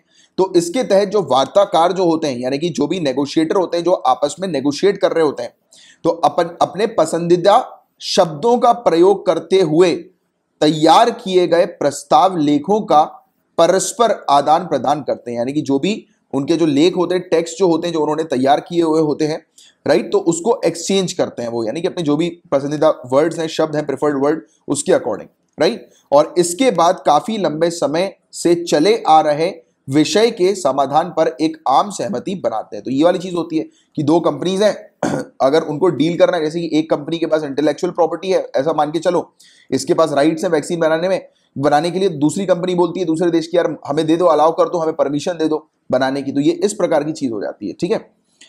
अब इंटेलेक्चुअल प्रॉपर्टी वेवर कोविड-19 वैक्सीन का मतलब क्या है। तो आईपी वेपर एक स्पेस ओपन कर रहा है कोविड-19 वैक्सीन के प्रोडक्शन के लिए इमरजेंसी यूज अथॉराइजेशन के तौर पर, राइट। और जैसे कि वैक्सीन जो बनाई गई है फिजर के द्वारा, मॉडर्ना के द्वारा, AstraZeneca, right, Novavax, Johnson and Johnson, Bharat biotech, भारी मात्रा में इसका प्रोडक्शन जो है वो हो सके, इसके लिए ये वेव किया जा रहा है, राइट। यानी कि सभी लोग जो है वो और ज्यादा प्रोडक्शन कर सकें। तो ज्यादा प्रोडक्शन जो है वो आज की रेट में हाई इनकम कंट्रीज के पास ही हम लोग को देखने को मिल रहा है, और मिडिल इनकम कंट्री जो है वो प्रोड्यूस कर नहीं पा रही है, क्योंकि उनके पास लाइसेंसिंग और टेक्नोलॉजी की प्रॉब्लम है, राइट। और वो फिर यूज भी नहीं कर पाते, उसमें अड़चन जो आ जाती है वो इंटेलेक्चुअल प्रॉपर्टी को लेकर आ जाती है कि उनके पास राइट ही नहीं है बनाने के, राइट। और पहले ये वाला प्रपोजल जो है वो इंडिया और साउथ अफ्रीका से आया था। अक्टूबर 2020 में इंडिया और साउथ अफ्रीका ने वर्ल्ड ट्रेड ऑर्गेनाइजेशन को कहा था कि कुछ कंडीशन में ट्रेड रिलेटेड एस्पेक्ट जो इंटेलेक्चुअल प्रॉपर्टी राइट्स के हैं, यानी कि ट्रिप एग्रीमेंट जो है उसको रिलैक्स कर दिया जाए, राइट। और अफोर्डेबल मेडिसिन प्रोडक्ट जो है वो उसका एक्सेस लोगों तक पहुंच सके कोविड-19 को रोकने के लिए, तो इसके लिए ये चीज की जाए, यानी कि रिलैक्सेशन इंटेलेक्चुअल प्रॉपर्टी राइट्स में प्रोवाइड किया जाए। तो ये ऑलरेडी हम लोगों ने पहले कहा भी था, क्योंकि हमें पता है ना कि अब एक कंपनी है, जैसे कि अभी जो हमने देखा था कुछ समय पहले कि रशिया जो है वो बना रही है ये रेमडेसिविर जो मेडिसिन है, राइट, ये ड्रग जो है रेमडेसिविर, तो यूएसए के अंदर ये ड्रग जो है वो हम लोग को देखने को मिलता है यूएसए की कंपनी का है, और यूएसए ने मना कर दिया था कि हम ये कंपनी से एक्सपोर्ट नहीं करेंगे, राइट। तो रशिया ने क्या बोला कि मैं इमरजेंसी को देखते हुए मैं दूसरी कंट्री की इंटेलेक्चुअल प्रॉपर्टी का यूज करूंगा, राइट। तो इसके बारे में आपको याद रखो हमने डिस्कस किया था, बट अभी यूएसए ने खुद ने बोल दिया है, क्योंकि इतने सारे देश जो है वो उससे वो बोल रहे थे, राइट, रिक्वेस्ट कर रहे हैं। और ऑब्वियस ही बात है कि यूएसए की जो इमेज है वो अभी खराब होती जा रही है, राइट, लगातार किसी ना किसी रीजन के चलते, जैसे कि ईरान के ऊपर उसने प्रेशर क्रिएट किया, राइट, हम लोग को देखने को मिला, जैसे कि हम लोग को देखने को मिला, देखो ईरान के ऊपर उसने प्रेशर क्रिएट किया था, तो वो तो उसका एक अलग इशू था, और कहीं ना कहीं ईरान भी उल्लंघन कर रहा था वेरियस चीजों का, इसलिए उसने ऐसा किया था। वो दो कंट्री के बीच का इशू है। बट इसने क्या बोल दिया था कि कोई भी कंट्री ईरान के साथ किसी भी प्रकार का ट्रेड करेगी तो उसके खिलाफ यूएसए कार्रवाई कर देगा, उसके ऊपर भी इकोनॉमिक जो सैंक्शन जो है वो इंपोज कर देगा इस प्रकार से, राइट। तो वो चीज गलत करी यूएसए ने, तो उसको लेकर काफी सारी कंट्री जो है वो पसंद नहीं करी थी। दूसरी हरकत थी यूएसए की, जैसे कि क्लाइमेट चेंज के मुद्दों से वो बाहर हो गया, उसने मना कर दिया कि क्लाइमेट चेंज में किसी प्रकार का कंट्रीब्यूट नहीं करेगा, वो ट्रम्प के एडमिनिस्ट्रेशन में। बट बिडेन जो है वो थोड़ा थोड़ा चीजें समझ रहे हैं, अब चेंज कर रहे हैं, राइट। तो कंट्री ने जो है वो कहा था पहले भी कि ट्रिप्स काउंसिल को रिकमेंड किया था कि as early as possible waiver जो है वो शुरू हो जाए, उसको इंप्लीमेंट कर दिया जाए, राइट। 4 सेक्शन में उसको एनफोर्स कर दिया जाए जो एग्रीमेंट के सेकंड पार्ट में। और इसका जो सेक्शन है 1457, तो ये कॉपीराइट और रिलेटेड राइट से हम लोग को देखने को मिलता है, इंडस्ट्रियल डिजाइन से रिलेटेड, पेटेंट से रिलेटेड, राइट। दवाइयों का जो होता है वो पेटेंट होता है, राइट, तो उससे रिलेटेड वाली चीज हम लोग को देखने को मिलती है। अनडिस्क्लोज्ड इंफॉर्मेशन के प्रोटेक्शन से रिलेटेड, तो ये सेक्शन जो है वो डील करते हैं। तो कहा कि इसमें रिलैक्सेशन जो है वो लाया जाए। पेटेंट और आईपी राइट्स क्या होते हैं वो मैंने आपको बता ही दिया। पेटेंट जो है वो एक पावरफुल इंटेलेक्चुअल प्रॉपर्टी है, वो एक्सक्लूसिव मोनोपोली होती है जो कि ग्रांट की जाती है एक गवर्नमेंट के द्वारा एक इन्वेस्टर को, right, limited pre specified time के लिए। अब देखो दवाइयों का जो पेटेंट होता है ना वो बेसिकली 20 सालों का होता है, यानी कि कहा जाता है कि एक कंपनी जो है वो पेटेंट 20 सालों तक जो है वो एंजॉय कर सकती है, फिर वो दूसरी कंपनी को जो है वो चला जाता है। जैसे आपने देखा होगा काफी सारी जो ब्रांडेड दवाइयां जो होती हैं वो महंगी होती हैं, बट ऐसी दवाइयां जो जेनरिक होती है वो सस्ती होती हैं। अब ब्रांडेड और जेनरिक में कोई डिफरेंस नहीं है, सिर्फ प्राइस का डिफरेंस है। जेनरिक दवाई खा के भी बुखार मिटेगा, बुखार खत्म होगा, अगर बुखार है तो ब्रांडेड दवाई खा के भी बुखार खत्म होगा। बट ब्रांडेड जो दवाई होती है जैसे कुछ इस प्रकार से होता है, मैं आपको एक्सप्लेन करता हूं तब आप समझोगे। मान लेते ब्रांडेड दवाई 500 रुपए की है तो जेनरिक दवाई जो होगी ना 50 रुपए की होगी। लिटरली इतना डिफरेंस होता है। इसलिए मैं अपने काफी सारे स्टूडेंट्स को यही बोलता हूं, कोशिश किया करो डॉक्टर के पास जब जाओ और डॉक्टर अगर महंगी दवाई लिख दे तो अगली बार उससे मीट करो, आप मुलाकात करो तो कोशिश करना उससे बोलना कि सर जेनरिक दवाई लिख दो प्लीज, राइट। या फिर मेडिकल स्टोर में, या तो फिर आप खुद ब खुद जो है वो जो डॉक्टर ने जो दवाई लिखी है ना तो उसके ऑल्टरनेटिव पे जेनरिक दवाई जो है वो सर्च करके मांग सकते हो मेडिकल वालों से, तो वो भी दे देंगे उसमें कोई दिक्कत वाली बात नहीं है। तो ऐसा करना चाहिए कभी कभी, जैसे कि स्पेशली आपको लगता है कि हाँ यार थोड़े पैसे जो है वो आप बचा सको, राइट, तो उस चीज के लिए आप कर सकते हो उस प्रकार की चीजें। बट हाँ, ये मैंने आपको बताया था इंटेलेक्चुअल प्रॉपर्टी जो पेटेंट जो होता है वो एक मोनोपोली प्रोवाइड करा देता है। इन्वेंटर को जो है वो मोनोपोली मिल जाती है कि वो लिमिटेड पीरियड के लिए प्री स्पेसिफाइड टाइम के लिए जो है वो अपने प्रोडक्ट के ऊपर उसकी मोनोपोली होती है, यानी कि उसके प्रोडक्ट को कोई और सेल आउट नहीं कर सकता। जैसे कि मेडिसिन के मामले में 20 साल की मोनोपोली प्रोवाइड की जाती है, राइट। तो लीगल राइट्स प्रोवाइड कर दिए जाते हैं, राइट, कि जिससे कि दूसरे लोग उसके इन्वेंशन को कॉपी ना करें। वही पूरी चीज, पूरी कहानी जो मैंने थोड़ी देर पहले एक्सप्लेन करी थी वही थ्योरी में यहाँ पर लिखी हुई है। पेटेंट बेसिकली इधर प्रोसेस पेटेंट हो सकता है या प्रोडक्ट पेटेंट हम लोग को देखने को मिल सकता है। प्रोडक्ट पेटेंट क्या होता है, ये इंश्योर करता है कि जो अधिकार होंगे फाइनल प्रोडक्ट के वो प्रोटेक्टेड होंगे, यानी कि उस प्रोडक्ट को सिर्फ वही व्यक्ति सेल आउट कर सकता है मार्केट में, उसके अलावा और कोई बिना उसकी परमिशन के नहीं कर सकता। कि कोई दूसरा जो है जो पेटेंट होल्डर नहीं है तो उसको अलाउ नहीं किया जा सकता मैन्युफैक्चरिंग करने के लिए उस प्रोडक्ट की। वही चीज जो मैं भी आपको एक्सप्लेन कर रहा था, right, specified period of time के लिए। और दूसरा होता है प्रोसेस पेमेंट, तो ये अलाउ करता है किसी व्यक्ति को पेटेंट होल्डर के अलावा, यानी कि दूसरे व्यक्ति को जिसके पास इसका पेटेंट नहीं है, कि ये मैन्युफैक्चर कर सकते हैं उस पेटेंट प्रोडक्ट को उस प्रोडक्ट में मॉडिफाई करने के बाद, यानी कि थोड़े से मॉडिफिकेशन करके उसको जो है वो कर सकते हैं, राइट। जैसे कि ये वाली चीज अक्सर हम लोग को देखने को मिलती है कि इसमें होती है, यानी कि बुक्स वगैरह में हम लोग को वाली चीज देखने को मिलती है। क्योंकि देखो कंटेंट है, सिलेबस है, वो हर एग्जाम का एक जैसा ही है, बट जो अलग अलग जो बुक्स होती हैं आप देखेंगे, जैसे कि फॉर एन एग्जाम्पल अगर न्यूज की भी मैं आपसे बात करूं, ठीक है, न्यूज की भी मैं आपसे बात करूं तो आप समझ पाओगे। जैसे कि आप न्यूज़पेपर उठाओ, द हिंदू उठाओ, इंडियन एक्सप्रेस उठाओ, राइट, कोई भी न्यूज़पेपर आप 3 4 5 उठा के रख लो। अब जो न्यूज जो आई है वो हर न्यूज़पेपर में दिखेगी आपको थोड़ी सी अलग, थोड़े से उसमें सेंटेंस में चेंजेस आ जाएंगे, बट न्यूज तो एक ही होगी ना, न्यूज तो चेंज हो नहीं सकती है, राइट। जैसे कि यूनाइटेड स्टेट्स ने वेव कर दिया, राइट, यानी कि छूट दे दी इस इंटेलेक्चुअल प्रॉपर्टी राइट में, तो सभी न्यूज़पेपर में ये वाली न्यूज छपेगी, बट अलग अलग टाइप से वो दूसरी फोटो यूज कर लेंगे, सेंटेंसेस का थोड़ा अलग तरीके से उपयोग कर लेंगे, कुछ एडिशनल डिटेल डाल देंगे। तो उन्होंने क्या किया, चेंज कर दिया, जिससे कि कॉपीराइट का इशू जो है वो उनके ऊपर ना आए, तो ये मॉडिफाई कर दिया। तो ये क्या होता है, प्रोसेस पेटेंट। तो ध्यान में रखना प्रोडक्ट पेटेंट और प्रोसेस पेटेंट में क्या डिफरेंस है, ये चीज आपको थोड़ी सी ध्यान में रखनी है, ठीक है। अब देखिए इंडिया के पास पेटेंट को लेकर हम लोग को क्या व्यवस्था देखने को मिलती है। तो इंडिया पहले प्रोडक्ट पेटेंटिंग करती थी 1970 से पहले, फिर इसने प्रोसेस पेटेंटिंग करना शुरू कर दिया। ठीक है, प्रोसेस पेटेंटिंग मतलब कि एक मैन्युफैक्चरर जो है वो प्रोडक्ट को मॉडिफाई करके जो है वो सेल कर सकता है। ठीक है, तो इसने क्या किया, इंडिया को एक प्रोड्यूसर बना दिया जेनरिक ड्रग का। इंडिया के अंदर काफी सारी कंपनी, स्पेशली सिप्ला की अगर हम लोग बात करें तो ये अफ्रीका को 1990s में एंटी HIV ड्रग जो है वो प्रोवाइड कराना इसने शुरू कर दिया था। मतलब कि दूसरी कंपनी हल्का सा मॉडिफिकेशन करके प्रोडक्ट जो है वो बना सकती है, प्रोडक्ट मैन्युफैक्चर कर सकती है, यानी कि इंटेलेक्चुअल जो प्रॉपर्टी है किसी की, यानी कि किसी का जो इतने सालों की किसी की मेहनत जो है उसमें हल्का सा मॉडिफिकेशन करके, हल्का सा चेंज करके जो है वो कर सकती है, अलाउ कर सकती है सामने वाली कंपनी को करने के लिए, यानी कि प्रोडक्ट बनाने के लिए, राइट। तो ये चीज हो गई थी। बट क्या हुआ, बाद में जाकर 2005 में एक इशू आना शुरू हुआ, राइट। 2005 में या उससे पहले ही इशू होना शुरू हो गया था। तो ट्रिप्स एग्रीमेंट के दायित्वों के कारण हुआ यह था कि वर्ल्ड ट्रेड ऑर्गेनाइजेशन जो है उसने कहना शुरू कर दिया कि यार इंडिया तो ये गलत कर रही है, इंडिया किसी की इतने साल की मेहनत जो है वो इस प्रकार से खराब कर रही है प्रोसेस पेटेंटिंग के अंडर, राइट। तो हमने अपने पेटेंट एक्ट को 2005 में अमेंड किया और जो प्रोडक्ट थे पेटेंट के, जैसे कि फार्मा, केमिकल्स और बायोटेक सेक्टर के, तो इनमें हम लोगों ने स्टॉप कर दिया, राइट, कि इसमें प्रोसेस पेटेंटिंग नहीं होगी, प्रोडक्ट पेटेंटिंग होगी, राइट। बाकी दूसरे में प्रोसेस पेटेंटिंग हम लोग को देखने को मिलती है। इसीलिए तो जो न्यूज वगैरह, न्यूज एजेंसी होती है, तो वो क्या करती है, वो थोड़ा सा मॉडिफाई करके जो है वो अपने आर्टिकल्स में थोड़ा सा मॉडिफिकेशन के बाद हम लोग को देखने को मिलता है कि वो या कुछ एडिशनल डिटेल डालने के बाद जो है वो यूज कर लेती है कंटेंट को, राइट। तो उसमें क्या हो रहा है, प्रोसेस पेटेंटिंग ये हम लोग को देखने को मिल रही है, जो कि अलाउड है। बट ये 3 सेक्टर में प्रोसेस पेटेंटिंग अलाउड नहीं है, ये चीज ध्यान में रखने की आवश्यकता है प्रीलिम्स पॉइंट ऑफ व्यू से। ठीक है, क्लियर है आपको यहां तक बातें। और इसी के साथ ये पूरा टॉपिक खत्म हो गया। काफी अच्छे से, काफी डिटेल में हमने वेरियस चीजों के बारे में यहां पर चर्चा करी, बात करी। गाइज, अब बताया जा रहा है कि NPCI, national payment corporation of India, इन्होंने क्रिप्टो करेंसी के ट्रेड को बैन करने से मना कर दिया। इन्होंने कहा है कि क्रिप्टो करेंसी पर ट्रेड जो है वो अप्रूव्ड है और वो कंटिन्यू रहेगा। इन्होंने ट्रेड को बैन करने से मना कर दिया है। तो national payment corporation of India, इन्होंने क्रिप्टो करेंसी ट्रांजैक्शन को बैन करने से रिफ्यूज कर दिया है।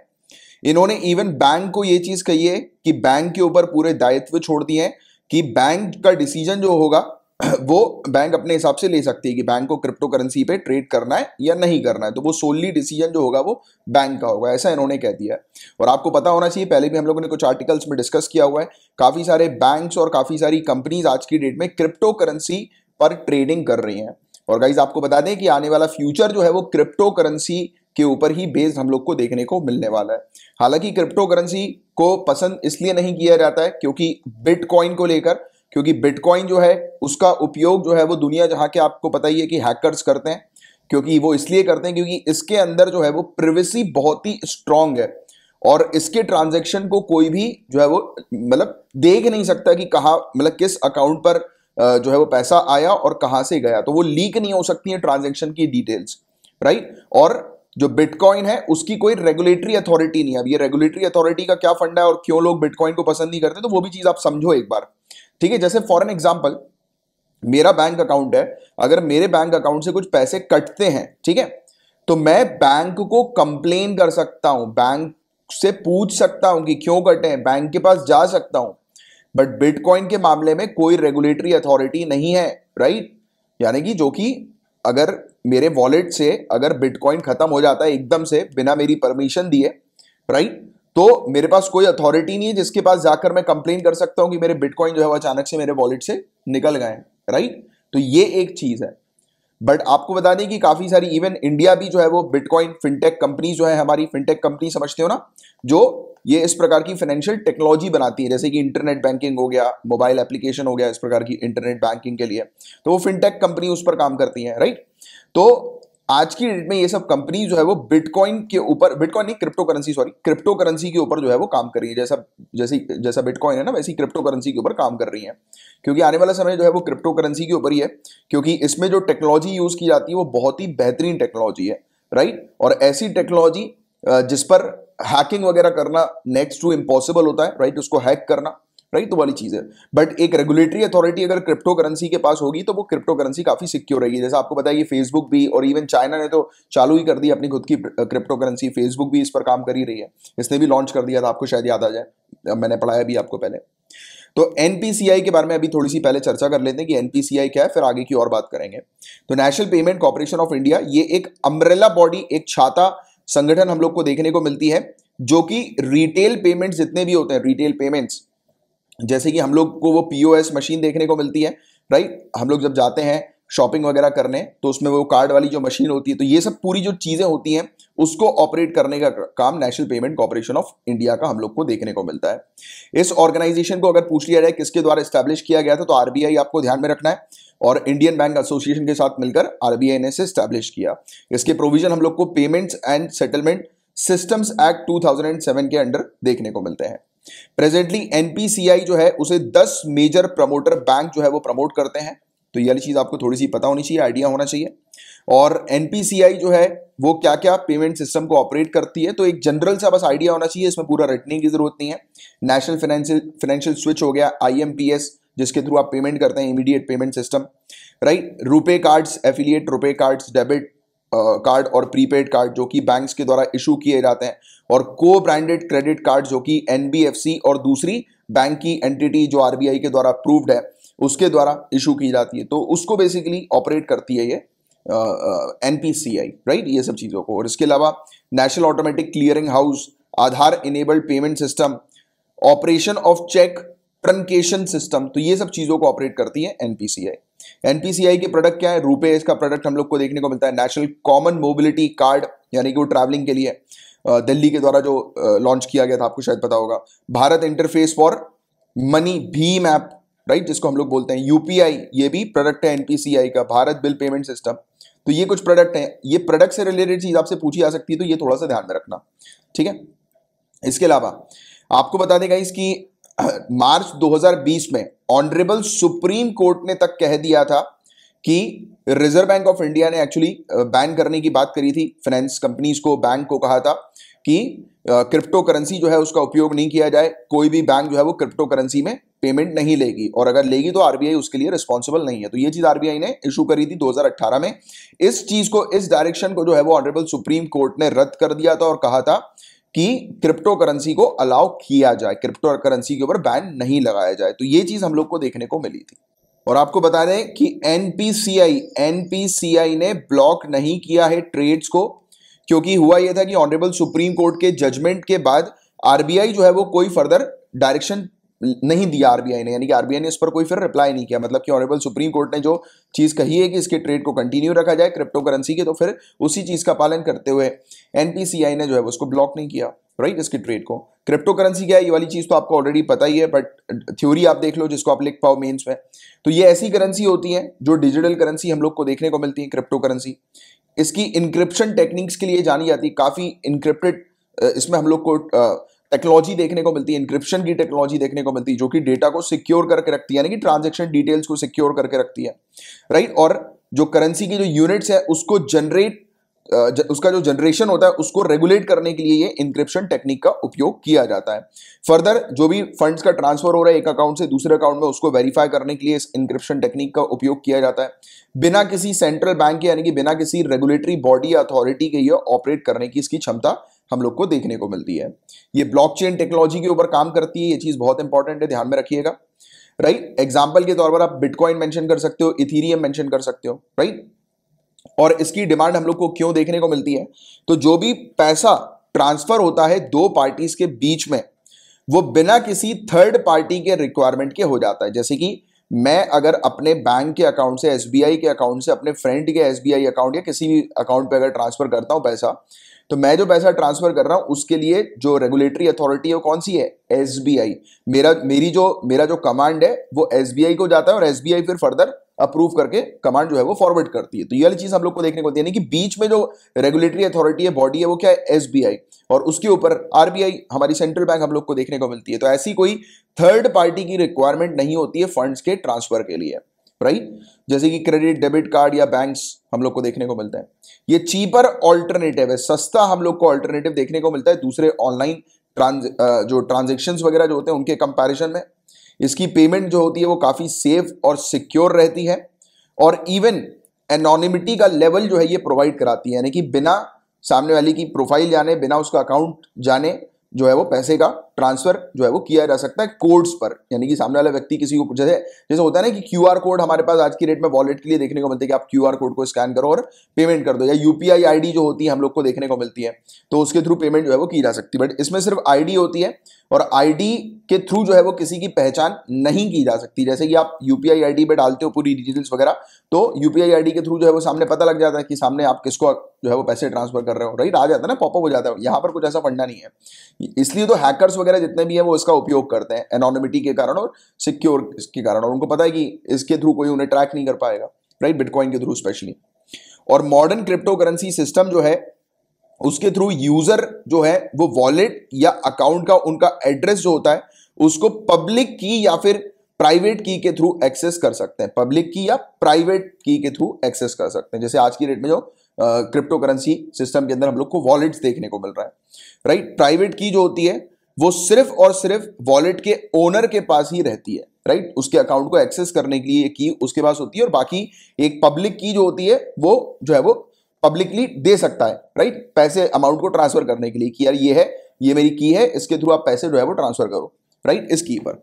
तो इस प्रकार से होता है बात। जैसे कि हैकर क्या करते हैं, हैकर जो है वो सामने वाले व्यक्ति को ईमेल भेजते हैं कि इस पर्टिकुलर वॉलेट पर किसके मतलब क्रिप्टो करेंसी के बिटकॉइन के वॉलेट पर पैसे ट्रांसफर कर दो, ये वॉलेट नंबर या वॉलेट आईडी है, ऐसे करके भेज देते हैं। और जैसे ही आप ट्रांसफर करोगे जो है वो मैं आपको मतलब आपके सिस्टम पे जो भी मैंने हैक किया होगा उसको मैं हटा दूंगा, वायरस को हटा दूंगा, जो भी XYZ होता है ना, इस तरह की चीजें होती हैं, ऐसी डिमांड जो है वो कर दी जाती है।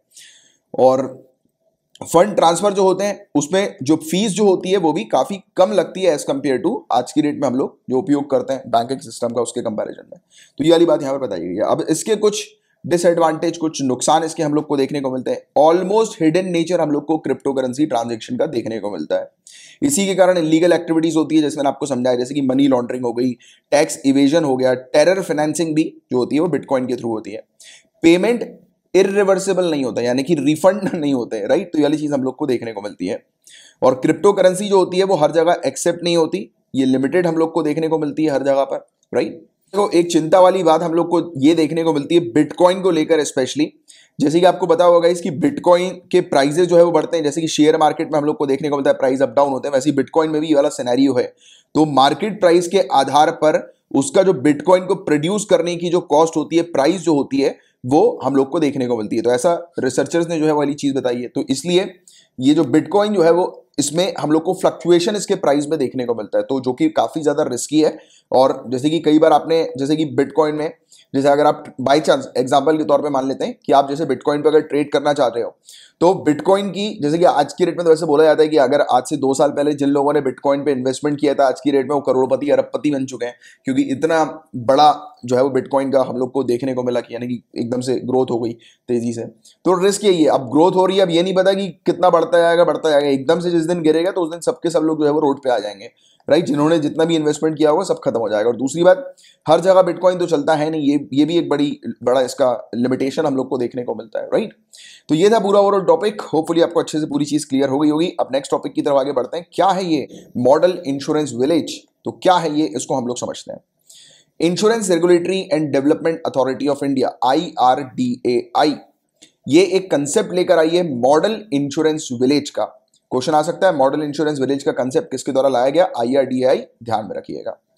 तो देखिए, इंश्योरेंस ज्यादा से ज्यादा रूरल एरियाज में हो, गांव क्षेत्र में ज्यादा से ज्यादा लोग अपना इंश्योरेंस करवाएं, इस चीज के लिए यह मॉडल लाया गया है। इकोनॉमिक सर्वे 2020 और 21 के अकॉर्डिंग इंडिया के अंदर इंश्योरेंस पेनिट्रेशन, यानी कि जितने लोग इंश्योरेंस की सुविधा लेते हैं, वो मात्र और मात्र बताया गया कि 2.71% था 2001 में, राइट। और इसमें इंक्रीज जो हुआ है ये बहुत ही कम हुआ है, बहुत ही कम इसमें इंक्रीमेंट हम लोग को देखने को मिला है। वृद्धि जो हुई है बहुत ही कम हुई है, मात्र 2019 में 3.76% की बताई गई है। ग्लोबल एवरेज जो है वो 7.23% का है पूरे दुनिया भर में, राइट, क्योंकि हमारे यहाँ इंश्योरेंस का कल्चर नहीं है, लोग इंश्योरेंस नहीं कराते। बट गाइस, जैसे आप लोग हो, होपफुली आपके फैमिली मेंबर्स का आपने इंश्योरेंस करा लिया होगा, specially medical insurance, health insurance जो होता है वो तो डेफिनेटली करवाना ही चाहिए सभी लोगों को, राइट। हेल्थ इंश्योरेंस बहुत सही चीज होती है। राइट, क्योंकि वो इमरजेंसी के समय पे, अभी तो ऐसा लगता है कि यार फालतू में क्यों पैसा इन्वेस्ट कर रहे हैं, बट कभी भी इमरजेंसी जब आती है ना, तो वो बहुत मतलब एक ऐसा रोल प्ले करती है कि आप सिक्योर हो जाते हो। तो कोशिश करना, अगर आपके फैमिली मेंबर्स का, मम्मी पापा का अगर इंश्योरेंस नहीं हो तो उनके बर्थडे पर गिफ्ट दे देना इंश्योरेंस का, राइट। कर सकते हो आप इस प्रकार से कंट्रीब्यूट अपनी फैमिली को खुश करने के लिए, क्योंकि बहुत सही चीज होती है इंश्योरेंस। और आप तो पढ़ लिख रहे हो, आपको तो पता है, सिविल सर्विसेज की तैयारी कर रहे हो कि इंश्योरेंस कितना जो है वो इंपॉर्टेंट रोल प्ले करता है, राइट। तो इंश्योरेंस बहुत सही चीज है। और इवन पता है, हमारे यहाँ तो स्ट्रिक्ट रूल नहीं है, बट दूसरी कंट्री में स्ट्रिक्ट रूल है कि लोगों का इंश्योरेंस होना मैंडेटरी है, करवाना ही है उनको। जैसे गाड़ी का इंश्योरेंस हमारे यहाँ रहता है ना कि पुलिस चालान कर देती है गाड़ी का इंश्योरेंस नहीं है तो, वैसे ही वहां पर भी लोग का इंश्योरेंस नहीं होता तो चालान हो जाता है, राइट, मैंडेटरी होता है।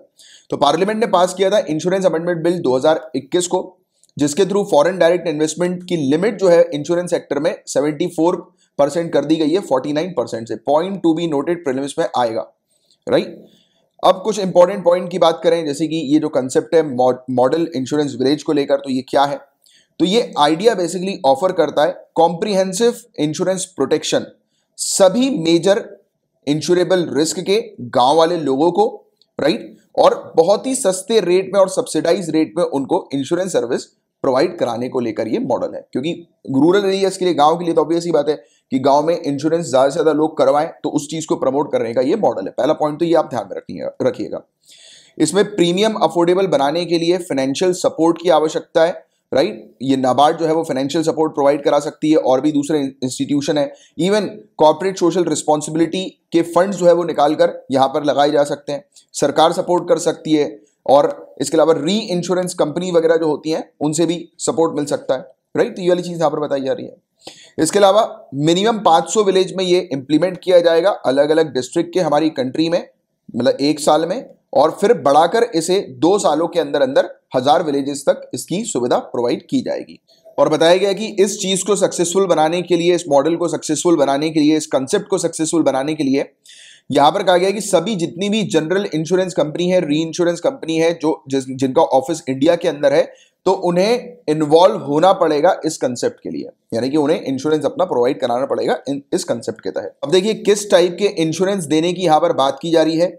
तो जो हम लोग को वेदर इंडेक्स प्रोडक्ट देखने को मिलता है, मौसम सूचकांक उत्पाद जो हम लोग को देखने को मिलता है, या बात कर लें हाइब्रिड प्रोडक्ट की, हाइब्रिड उत्पाद की, जिसमें मौसम सूचकांक उत्पाद भी शामिल होता है, यानी कि हाइब्रिड प्रोडक्ट के अंदर वेदर इंडेक्स भी शामिल किया जाता है, राइट। और ऐसी काफी सारी फसलें जिन्हें प्रधानमंत्री फसल बीमा योजना के तहत बीमा सुरक्षा प्राप्त नहीं है, उनके लिए बेसिकली बीमा सुरक्षा प्रोवाइड कराने को लेकर ऑफर किया गया है मॉडल इंश्योरेंस विलेज के अंदर। मतलब कि प्रधानमंत्री फसल बीमा योजना के थ्रू जो क्रॉप इंश्योरेंस, जिन जिन क्रॉप्स का इंश्योरेंस कवर्ड नहीं है, उन क्रॉप्स को यहां पर ऐड किया गया है कि उन क्रॉप्स के लिए इंश्योरेंस ऑफर किया जाएगा। फसलों के लिए किया जाएगा, लाइव स्टॉक पशुधन के लिए, किसानों के लिए। अब खेत की व्यापक आवश्यकताएं जो भी नीड्स होती हैं, राइट, जैसे कि फार्म इंप्लीमेंट्स वगैरह जो होते हैं, राइट, जैसे कि ट्रैक्टर हो गया, कुछ और दूसरी चीजें हो गई, राइट, फार्मिंग में जो उपयोग में ली जाती, तो उनके लिए इंश्योरेंस प्रोवाइड करने की बात की जा रही है। उसके लिए एक फ्लेक्सिबल फार्म इंश्योरेंस पैकेज यहां पर इन्होंने रखा है। फिर इसके अलावा जो हाई वैल्यू एग्रीकल्चर जो होता है, उच्च मूल्य कृषि जो होती है, राइट, कॉन्ट्रैक्ट फार्मिंग जो हमें देखने को मिलती है, कॉर्पोरेट फार्मिंग कम्युनिटी हम लोग को देखने को मिलती है, राइट। तो उनकी अलग अलग नीड्स के अकॉर्डिंग, राइट, उनकी जरूरतों को पूरा करने के लिए सेपरेट प्रोडक्ट्स भी इसमें रखे गए हैं उनकी नीड्स को देखते हुए। और कभी भी कोई आपदा आती है, किसी प्रकार की नेचुरल कैटास्ट्रॉफीज, डिजास्टर वगैरह किसी प्रकार का हम लोग को देखने को मिलता है, तो उसके कारण जो जोखिम उत्पन्न होते हैं, यानी कि आने वाले समय में कुछ डिजास्टर हो गया, फ्लड आ गया या ड्रॉट हो गया, कुछ भी हो सकता है, राइट, खेती में, तो उसको कवर करने के लिए पहले से पैरामेट्रिक मौसम सूचकांक, पैरामेट्रिक वेदर इंडेक्सेस के आधार पर स्टेट्स को बड़े स्तर पर बीमा कवर करने की पेशकश की जा रही है। तो ये वाली चीज हम लोग को देखने को मिल रही है, यानी कि डिजास्टर से रिलेटेड इंश्योरेंस भी कवर हो जाएगा यहाँ पर। इससे रिलेटेड क्या चैलेंजेस हम लोग को देखने को मिल रहा है, तो रूरल एरियाज में बीमा के प्रसार में चुनौतियां सामने जो आ रही हैं वो क्या क्या है? जागरूकता की कमी, अवेयरनेस नहीं है लोगों के बीच में, बीमा उत्पादों का सीमित विकल्प, लिमिटेड चॉइस हम लोग को इंश्योरेंस प्रोडक्ट्स की देखने को मिल रही है, यानी कि काफी कम प्रोडक्ट जो है वो हम लोग को इसमें देखने को मिल रहा है। पीपल फ्रेंडली हम लोग को इसमें नहीं देखने को मिलती, यानी कि लोगों के अनुकूल और पारदर्शी दावा निपटान तंत्रों की अनुपस्थिति, यानी कि जो ट्रांसपेरेंट क्लेम सेटलमेंट का मैकेनिज्म है वो एब्सेंट है। मतलब कि अगर लोग अपना प्रीमियम भी दे रहे हैं इंश्योरेंस के लिए तो ये गारंटी नहीं है कि प्रीमियम देने के बाद जो है वो उनको जो है वो क्लेम मिल जाए, राइट। क्या पता इंश्योरेंस कंपनी कुछ जो है वो कुछ प्रोविजन वगैरह लगा दें, क्योंकि कुछ चीजें होती है ना उनके टर्म्स एंड कंडीशन में, कुछ ऐसी चीज लगाकर जो है वो नुकसान कर दें सामने वाले व्यक्ति का। तो इसलिए कहीं से भी जब भी इंश्योरेंस लो ये सुनिश्चित कर लो कि वो कंपनी जो है वो टॉप रेटेड है कि नहीं, राइट। क्योंकि मेरे साथ भी एक बार ऐसी लफड़ा हो गया था, कुछ समय पहले की बात है। तो यही एक हुआ था, बजाज इंश्योरेंस कंपनी के थ्रू मेरे पास कॉल आया था कि आप जो है वो इंश्योरेंस करवा लीजिए। तो मैंने उस समय उनका ऑफर अच्छा था तो उसके थ्रू मैंने देखा कि हाँ यार पैसे भी कम लग रहे हैं, चलो इंश्योरेंस करवा लो। मम्मी का ही था, मेडिकल इंश्योरेंस करवाया था मैंने। तो फिर हुआ ये कि जो वो कंपनी जो थी उसका जब रिन्यूअल टाइम आया, यानी कि 1 साल के बाद रिन्यू करना रहता है ना, मैं परेशान हो गया उनको कॉल कर करके, ना कोई जवाब दे रहा ना कोई वो कर रहा, और बिल्कुल मेरी लास्ट डेट निकल गई। तो उसके बाद फिर मैंने इनको कांटेक्ट किया, अपने नेशनल कंज्यूमर हेल्पलाइन फोरम को कांटेक्ट किया टोल फ्री नंबर पर, और उनको पूरी शिकायत वहां पर दर्ज करी, अपनी ईमेल आईडीज वगैरह उनको बताई कि मैंने ईमेल वगैरह भी किए थे बट वो कोई रिस्पॉन्ड नहीं कर रहे हैं, तो मेरा तो ये लैप्स हो जाएगा। तो फिर ये बात बढ़िया हुई कि उन्होंने मुझे जो है वो तुरंत इस पर रिस्पॉन्ड किया इस चीज पर, और बजाज वालों को कॉल आया और उन्होंने बोला कि हमने वो वाली स्कीम बंद कर दी है। मतलब कि यार आपने मतलब 1 साल जो मैंने प्रीमियम भरा उसका कोई मतलब ही नहीं निकला किसी तरीके का। फिर आदित्य बिरला को जो ऑप्ट किया, मैंने कहा चलो यार वही हेल्थ इंश्योरेंस लेते हैं उसका, क्योंकि उसकी रिपोर्ट 3-4 लोगों से सुनी कि अच्छी है, तो फिर वही वाला ले लिया। तो इसलिए कभी भी इंश्योरेंस वगैरह लो तो ये चीज़ देखना बहुत ज़रूरी होता है कि वो कंपनी का जो है वो बैकग्राउंड कैसा है। अपन ने तो सिर्फ फ़ोन पे बात करी थी, प्राइस थोड़ा अच्छा लगा तो ले लिया था, फालतू में बेजबरन में पैसे जो है वो लग गए। फिर उसके बाद फिर अब जो जहाँ पे पैसे इन्वेस्ट किए हैं वहाँ पे एक चीज़ तो अच्छी हो गई कि 15,000 समथिंग कुछ रुपए लगे थे, 1 साल का प्रीमियम था उसका, तो करीब 5,000 रुपये तो अपन ने वसूल लिए। उसका पूरा फुल बॉडी का टेस्ट हुआ था मम्मी का, तो बढ़िया 5-6 हज़ार रुपये, उसमें 5,800 रुपये समथिंग का फुल बॉडी टेस्ट था, तो वो करवा लिया। तो वो उसका बढ़िया रहा थोड़ा सा। वो ऐसे ही होता है कि यार कुछ आपको अगर कुछ सर्विस वगैरह मिले तो समझ में आए कि हाँ यार जहाँ पर आप पैसा इन्वेस्ट कर रहे हो वो फायदेमंद है कि नहीं, तभी तो चीज़ करनी चाहिए। वही मैं लोगों को समझाता हूँ कि जहाँ पर भी भली एजुकेशन सिस्टम में भी जहाँ पर भी पैसा आप लगा रहे हो, पहले ये सुनिश्चित कर लो कि सही है कि नहीं। लोग जो है वो कोचिंग में या कहीं पर भी किसी भी ऑनलाइन एजुकेशन इंस्टीट्यूशन में पैसा फंसा देते हैं, बाद में जब फिर क्लासेस देखते हैं तो मजा नहीं आता उनको। और मैं हमेशा बोलता हूँ कि कहीं पर भी जाओ पहले डेमो ले लो।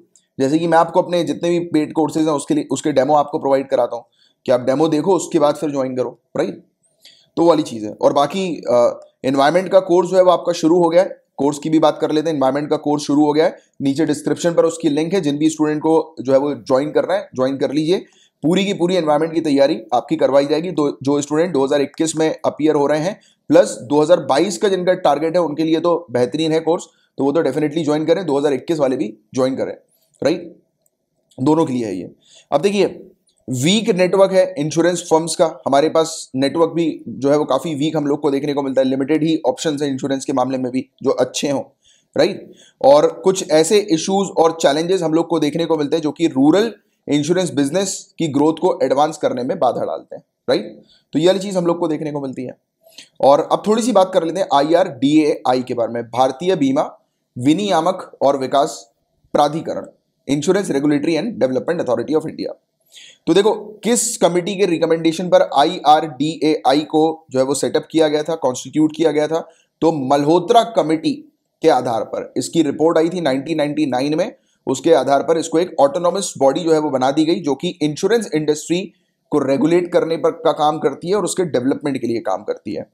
और फिर अप्रैल 2000 में सन 2000 में इसको स्टैट्यूटरी बॉडी का दर्जा जो है वो दे दिया गया। तो ये चीज आपको ध्यान में रखनी है, ठीक है। आप मुझे बताएं नीचे कमेंट बॉक्स में लिखकर कि स्टैट्यूटरी बॉडी और कॉन्स्टिट्यूशनल बॉडी में क्या डिफरेंस है। मैंने कई बार आपको बता चुका हूं।